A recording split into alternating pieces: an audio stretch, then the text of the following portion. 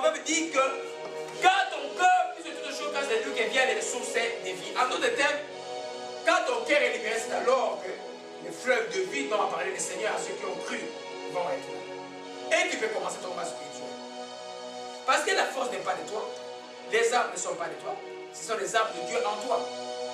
Si toi tu n'es pas, moi je ne suis pas avec Dieu, je perds le temps. C'est pas ça un stratège. Satan qui veut t'empêcher de gagner, il fera tout pour que ton cœur soit tout le temps troublé. Décide à un moment que je ne veux plus que mon cœur trouble, je vais chercher Dieu en fait. Tu verras que les choses que tu as dans longtemps vont s'accomplir. Alléluia. Amen. Le cœur doit être libéré. Si le cœur est endurci, il n'y a rien qui va se passer. Alors les émotions vont être fortes. Et les émotions passent toujours. Tu peux être content le matin, le soir tu vas être fâché. Tu peux être fâché le soir, le matin tu vas être... Les émotions changent. Mais quand l'Esprit de Dieu t'a libéré ton cœur, les émotions peuvent varier comme les vagues en haut, ton cœur reste calme. Les 40 jours de Jésus-Christ est... Alléluia. Amen. Donc, c'est pour Jean 15, verset 3 à 7, pour faire un problème. Jean 15, verset 3 à 7. L'union avec le Seigneur dans les combats spirituels est important. Amen. Jean 15, verset 3 à 7. Ouais. Déjà, vous êtes purs à cause de la parole que je vous ai annoncée. Demeurez en moi et je demeurerai en vous, comme le sarment ne peut de lui-même porter du fruit s'il ne demeure attaché au cep. Ainsi, vous ne le pouvez pas non plus si vous ne demeurez pas en moi. Je suis le cep, vous êtes le serment. Celui qui demeure en moi et en qui je demeure porte beaucoup de fruits, car sans moi, vous ne pouvez rien faire. Si quelqu'un ne demeure pas en moi, il est jeté dehors comme le sarment et il sèche. Puis on le ramasse, on le jette au feu d'une brûle. Si vous demeurez en moi et que mes paroles demeurent en vous, demandez ce que vous voudrez et cela sera accompli. Amen. Si vous demeurez en lui, si nous demeurons en lui, que lui demeure en nous. Il dit ceci, sans moi, vous ne pouvez rien faire. Comment vous pouvez gagner un combat spirituel contre les démons, contre la sorcellerie qui fait ravage aujourd'hui, contre les forces du mal, contre les forces occultes, si nous ne demeurons pas en Dieu? L'union, il faut pas dire, fortifiez-vous par votre union avec le Seigneur. La force vient de Dieu. Je vous assure, les jours où tu es, et les jours où tu es bien préparé, tu sens que toutes les forces du mal sont. Il n'y a rien qui te fait peur, tout reste de pied. Pourquoi? Parce que tu es bien préparé, tu sens le Seigneur vivant en toi et autour de toi. Et quand même les diables vont te voir, c'est de la nuit, ils vont passer à côté de toi, ils ne vont pas s'approcher, mais c'est que Dieu est en toi. Alléluia. Jésus dit, demeurez en moi que je demeure en vous, car les sarments ne peuvent pas de lui-même porter les fruits. Ou la branche ne peut pas de lui-même porter les fruits. La branche vous attachez à un tronc, non? Et le tronc a une racine. Et si la branche est coupée, quelle force va avoir? Les vents. Mais elle n'est pas comme ça quand les vents viennent tomber. Amen. Donc, notre souci d'abord, je ne comprends pas comment les enfants peuvent vivre des jours, 3 jours avec des problèmes de l'amertume, avec beaucoup de choses, et puis ne pleurez pas devant Dieu pour vous demander pardon. Le temps est court. Rappelez-vous, le Seigneur a dit, deux femmes seront en train de moudre, l'une sera prise, l'autre restera.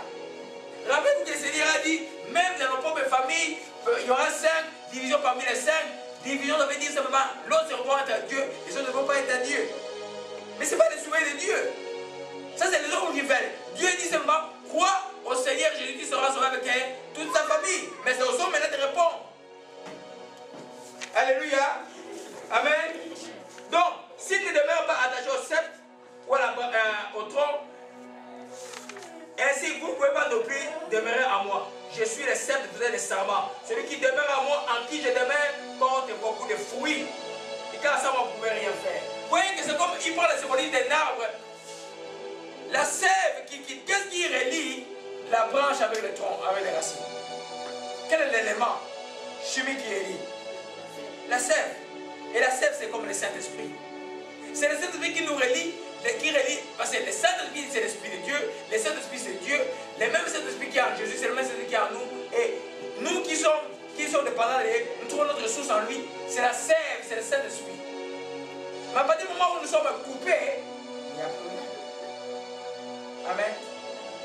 Mais il faut cesser avec la blague avec Dieu. Les temps sont courts, les sables sont courts. Tu pries, tu vois que les sables sont courts. Les gens sont en train de tourner en gauche et à droite. Alléluia. Alors les gens qui vont apprendre le combat spirituel, ils apprennent beaucoup de haine aux gens, ils apprennent. Le combat spirituel de la parole de Dieu. Pourtant la parole de Dieu, tout le temps que les choses vont s'accomplir, même si eux ils ne sont pas attachés à Dieu. Je vais vous voir, je vais vous montrer aujourd'hui comment combattre sans être attaché, ça peut être sévèrement grave, dommageable pour vous. Alléluia. Amen. Amen. Donc nous prions très fort dans le Seigneur. Donc c'est lui qui détermine la stratégie du combat. C'est lui qui détermine la tactique du combat. Des fois tu veux aller quelque part. Parce que hier j'allais au deuil. Je suis à prière, j'ai dit Seigneur, je veux à cet endroit-là. Mais laisse-moi faire ce que toi tu décides. C'est un deuil, il y a beaucoup de gens. Si toi tu m'ouvres la parole que je puisse prêcher, je vais prêcher. Si toi tu ne dis rien, je reste calme. Alors je vais en cours de route, je faisais une prière personnelle. Je fais une prière personnelle quand j'arrive chez quelqu'un. Pour que je sois sûrement quand je salue la personne ou j'embrasse la personne, c'est que je désire pour, comme c'était un deuil, que les frères qui étaient comme soient consolés. Parce qu'il a l'habitude de me saluer comme ça. Alors j'arrive à la porte et puis en sortant, je vois c'est moi qui est dehors. Je dis mais je ne veux pas quand même t'embrasser, c'est pas pour toi. Mais il est embrasser. Bon, j'ai vu la personne éprouvée, mais finalement on a passé le temps. Donc quand ils ont mis les repas pour les gens qui venaient de loin. Bon, j'ai dit bon, et il me dit bon, tu peux prier pour la nourriture. J'ai prié. Et puis on est resté comme ça. Et puis on est resté. Puis il était 23 heures. Il dit mais si vous avez prié depuis qu'il était commencé. Oh non. Bon, on va prier. Tout le monde s'en va. Vous voyez comment les diables peuvent. Là, il y a des enfants qui prient. Il y a un enfant qui avait un pasteur, mais il ne priait pas. Et puis on est venu, on a commencé à prier, on a commencé à prier. Et si j'avais dit que je brusque la prière autant qu'il n'était pas au Père Céleste, quand eux-mêmes tous ont senti que tout était calme, ils avaient besoin qu'on prie. On a prié, on vous dit que c'était vraiment très difficile. On priait. Pour nous aussi et pour la famille aussi. C'est Dieu qui détermine la tactique du combat. Il ne faut pas avoir peur. Qui a peur de demander la volonté de Dieu pour quelque chose? Il ne faut jamais avoir peur de demander. La volonté de Dieu n'est jamais mauvaise pour nous. La volonté de Dieu est tellement bonne pour nous. Tout le temps bonne pour moi, pour toi. Tout le temps. Alors n'ayez pas. Il y a une semaine l'esprit dit, tout l'ensemble. Pendant une semaine l'esprit me disait, tout l'ensemble, ça veut dire, demande à Dieu ce que tu veux voir. Et quand tu demandes à Dieu, Dieu te montre. Au lieu d'inquiéter, demande à Dieu. Pour chercher des solutions, dis Seigneur, j'ai un problème aujourd'hui, quelle solution je vais avoir? Demande à Dieu. Dieu va te montrer. Est-ce que je suis une mauvaise voie? Il va te le dire. Si c'est une bonne voie, si c'est une voie de rédemption, ok, il t'a pardonné, il te permet quand même d'aller dans ce chemin-là. Il va te le dire, mais n'ayez pas peur de demander à la volonté. Parce que si tu vas dehors de la volonté de Dieu, celui qui va dehors de la volonté de Dieu, qui va et il pêche. Vous savez que c'est ça? Parce que les conséquences seront les mêmes. C'est le tout. Si nous croyons que Dieu existe, si nous croyons que Dieu parle, n'ayons pas peur de demander la volonté. Alors dans les cas de combat, c'est lui qui détermine la stratégie. Alléluia. Éphésiens chapitre 6, verset, on dit répétez-vous de toutes les armes. La Bible dit de toutes les armes. Toutes les armes. Pas une arme à laisser. On a vu dimanche passé la première, la statue de la vérité. On a résumé la prière de la justice. On a vu le bouclier de la foi. On a vu les casques du salut. On a vu les paix de l'esprit. On a vu aussi les ailes que donne l'évangile de paix. Toutes les armes doivent être là. Parce que celui qui dit, moi je vais marcher dans la vérité, c'est bon, mais je ne veux pas l'ardir des ailes de l'évangile, l'ennemi va te pousser, il va te faire tomber. Parce que la statue de la vérité, c'est une arme défensive. Le bouclier de la foi, c'est une arme défensive. L'ennemi vient et puis toi tu te défends. Mais il faut des fois aller dans les camps de l'ennemi. Alléluia. les deux armes offensives sont l'épée de l'esprit et les ailes de l'évangile. Amen. C'est tu dois savoir proclamer la parole de Dieu dans les situations. Amen. Ne laisse pas l'ennemi te tomber. Proclame la parole de Dieu. Des fois l'esprit dit, je t'ai dit, proclame la parole de Dieu et crois seulement. Proclame la parole de Dieu et crois seulement. Alléluia. Des fois c'est dur pour nous de voir certaines choses qui ne sont pas pour nous. Mais il dit, proclame la parole de Dieu et crois seulement. Alléluia. Répétons toutes les âmes. Ce n'est pas une âme qu'on va laisser de côté. C'est pas depuis de l'étude que nous comprenons comment nous revêtir de toutes ces âmes. Alléluia. Amen. Amen. Alléluia. Ephésiens 6, verset 12. Rapidement, je vais à la fin, je vais nous le lire. Ephésiens 6, verset 12. Ephésiens 6, verset 12. Ouais. Car nous n'avons pas à lutter contre des êtres humains, mais contre les puissances spirituelles mauvaises du monde céleste, les autorités, les pouvoirs et les maîtres de ce monde obscur. Amen. C'est bon ta version de la Bible. Dis-nous encore une fois, encore autre fois, parce que ça s'est enregistré. Car nous n'avons pas à lutter contre des êtres humains, mais contre les puissances spirituelles mauvaises du monde céleste, les autorités, les pouvoirs et les maîtres de ce monde obscur. Amen. Amen. Le pouvoir est le maître de ce monde obscur. Nous n'avons pas à lutter contre les sangs, ne se dit pas contre les hommes, mais contre les dominations, les autorités, les princes de ce monde, les esprits méchants dans les liesses célestes. Amen. Il faut avoir la connaissance de l'ennemi avec qui tu vis. Amen.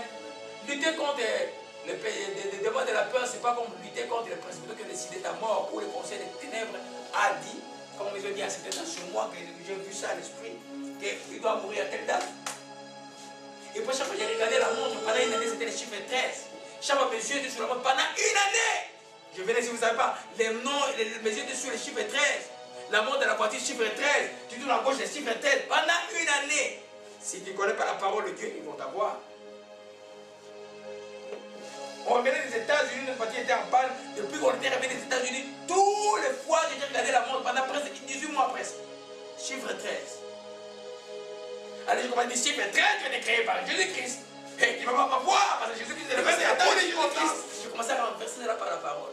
Et chaque fois que j'écris, je ne peux pas dans la maison, ils ne comprennent pas. En minute, tu te réveilles, tu te regardes la montre, 13. Toujours pendant une année. Ah ah. Amen. C'est pour nous devons être vigilants par rapport aux choses de Dieu. Alléluia. Amen. Nous n'avons pas lutter contre la chair, ça veut contre les dominations, les principautés, les princes. Lis encore mon frère encore, je vais descendre dans ta version un peu fort encore. Amen. Verset 12. Car nous n'avons pas à lutter contre des êtres humains, Oui. mais contre les puissances spirituelles mauvaises du monde céleste, les autorités, les pouvoirs et les maîtres de ce monde obscur. Amen. Amen. Il y a des maîtres dans ce monde. Vous entendez, tous les occultistes vont vous parler de leurs maîtres. Tous les occultistes vont vous parler de leurs maîtres. Et il va mon maître, il va envoyer l'argent à mon maître. Mais ils parlent de maîtres. Ils sont là partout. Ils sont dans ces quartiers, ils sont un peu partout ici. Amen. Mais nous avons un maître qui est plus puissant qui c'est qui? C'est Jésus-Christ de Nazareth. Alléluia. Amen. Donc notre ennemi c'est le diable. Amen. Ce n'est pas la personne que tu vois là. Non, c'est le diable. Le diable est rusé. Nous avons vu le dimanche passé que contre les ruses, tous les hommes contre quoi? Pas contre la force, contre les ruses du diable. Le diable peut, quand tu es rempli d'amour, j'ai compris depuis qu'il a enseigné, quand tu es rempli d'amour, le diable ne peut pas t'avoir. Parce que le diable peut changer beaucoup de choses. Il peut même avoir une image de quelqu'un qui peut te tromper. Si toi tu n'es pas vigilant dans la prière, tu vas croire que c'est une personne qui est en train de faire des choses. Mais la personne se cache. Quand tu vois quelqu'un